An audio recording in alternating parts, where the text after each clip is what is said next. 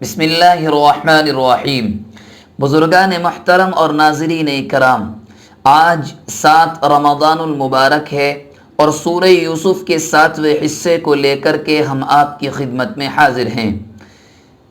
جب عزیز مصر کی بیوی زلیخا نے حضرت یوسف علیہ السلام کو ایک کمرے میں بند کر کے دروازوں کو مقفل کر کے لاک ڈال کر کے اپنی غلط نیت کا اظہار کیا اور ایک گناہ میں مبتلا کرنے کی اللہ کے نبی کو کوشش کی، اور حضرت یوسف نے انکار کر دیا اور اس کو سمجھانا چاہا، اور اللہ کی دلیل کی بنیاد پر، جس کو قرآن نے برہان ربی کہا ہے، اس کی بنیاد پر اللہ کے نبی وہاں سے بھاگے ہیں گناہ سے بچنے کے لیے۔ اسی کو قرآن بیان کر رہا ہے، وَاسْتَبَقَ الْبَابَ وَقَدَّتْ قَمِيصَهُ مِن دُبُرٍ، کہ حضرت یوسف علیہ السلام زلیخا کے غلط مطالبے سے بچنے کے لیے، اس گناہ سے اپنے آپ کو بچانے کے لیے بھاگے۔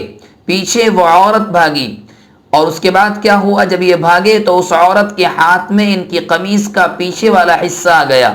وَقَدَّتْ قَمِيصَهُ، جب وہ حصہ آ گیا، یوسف علیہ السلام آگے کی جانب بھاگ رہے ہیں، تو یہ جب قمیص کا پچھلا حصہ آ گیا تو وہ حصہ قمیص کا اس عورت کے پکڑنے کی وجہ سے پھٹ گیا، من دبر، پیچھے کی جانب سے۔ وَأَلْفَيَا سَيِّدَهَا لَدَى الْبَابِ، یہ دونوں بھاگتے ہوئے دروازے پر پہنچے تو وہاں پر زلیخا کا شوہر یعنی عزیز مصر، جو مصر کا وزیر خزانہ ہے، وہ مل گیا۔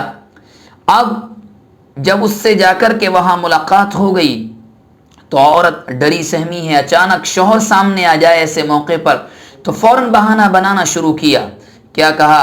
قالت ما جزاء من اراد باهلك سوءا الا ان يسجن او عذاب الیم، کہ بتائیں من اراد باهلك سوءا، جو شخص آپ کے گھر والوں کے ساتھ کسی برائی کا، کسی برے کام کا ارادہ رکھتا ہو، اس کی سزا کیا ہونی چاہیے؟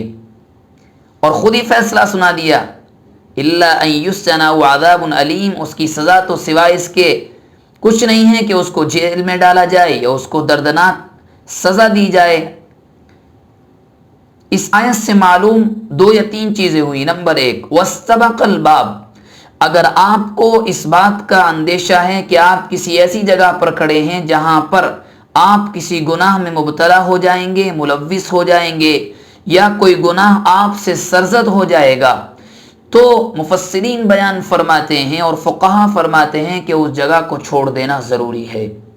دوسری چیز معلوم یہ ہوئی کہ احکام الہیہ کی اطاعت میں، اللہ کے احکامات کو ماننے میں انسان پر لازم ہے کہ اپنی طاقت اور قدرت کے مطابق بھرپور کوشش کرے، نتیجہ اللہ پر چھوڑ دے، جس طرح حضرت یوسف نے یہاں پر کیا۔ بہرحال اس عورت نے یہ کہا کہ ایسا ایسا ہوا ہے کہ یہ جو ہے میرے ساتھ غلط کام کا ارادہ رکھتے ہیں۔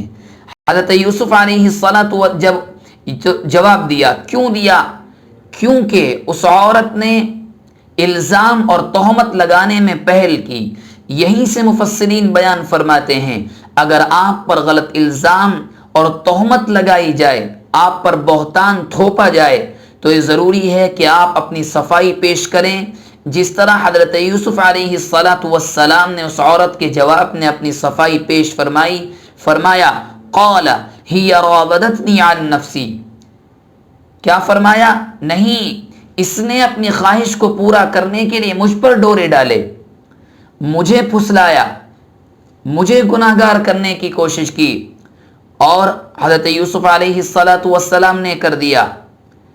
جب اللہ کے برگزیدہ بندے اور اللہ کے نیک بندے، اللہ سے محبت کرنے والے بندے پورے مجاہدے کے ساتھ، پوری کوشش کے ساتھ اپنے آپ کو بچاتے ہیں تو اللہ بھی ان کی حفاظت کا انتظام فرماتے ہیں، ان کو گناہوں سے محفوظ رکھنے کے لیے، تمام مصائب سے محفوظ رکھنے کے لیے اللہ نے یہاں بھی انتظام فرمایا۔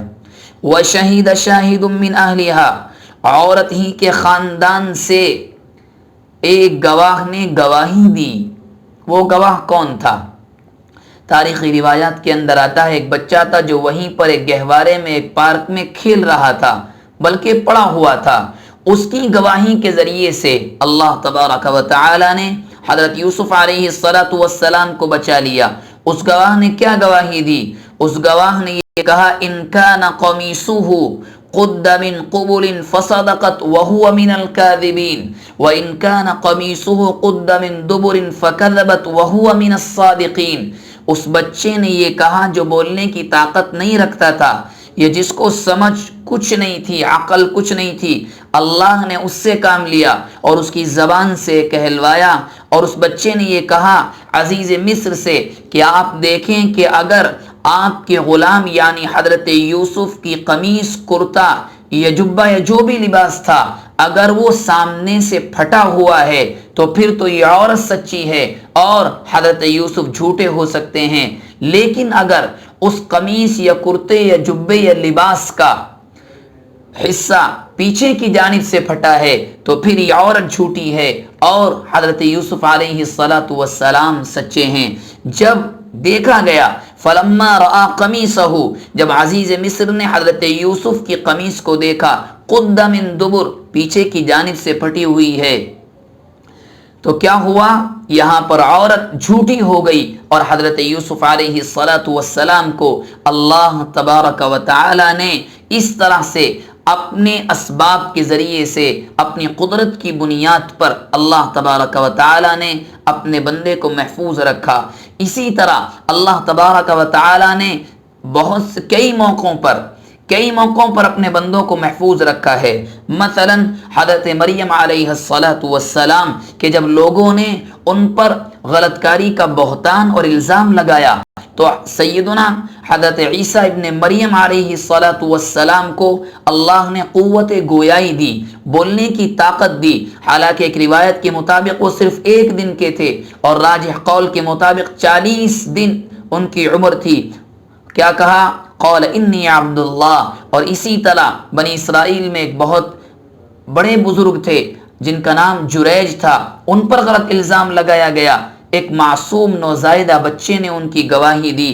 اور بھی بہت سے موقعوں پر اللہ تبارک و تعالی نے اپنے بندوں کو محفوظ رکھنے کے لیے ایسے انتظامات کیے ہیں، اور اسی دنیا کی چیزوں سے اللہ تبارک و تعالی نے وہ کام لیے ہیں کہ جس کے ذریعے سے اپنے بندوں کو اللہ نے محفوظ رکھا۔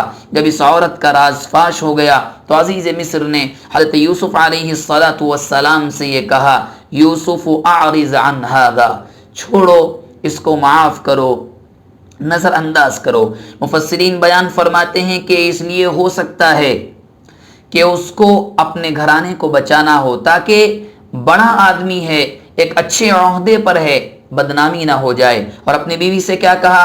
واستغفری لذنبک، تو گناہ گار ہے، اپنے گناہ کی معافی مانگ، انکی کنتی من الخاطئین، تو گناہ گار ہے، اپنے گناہ کی معافی مانگ۔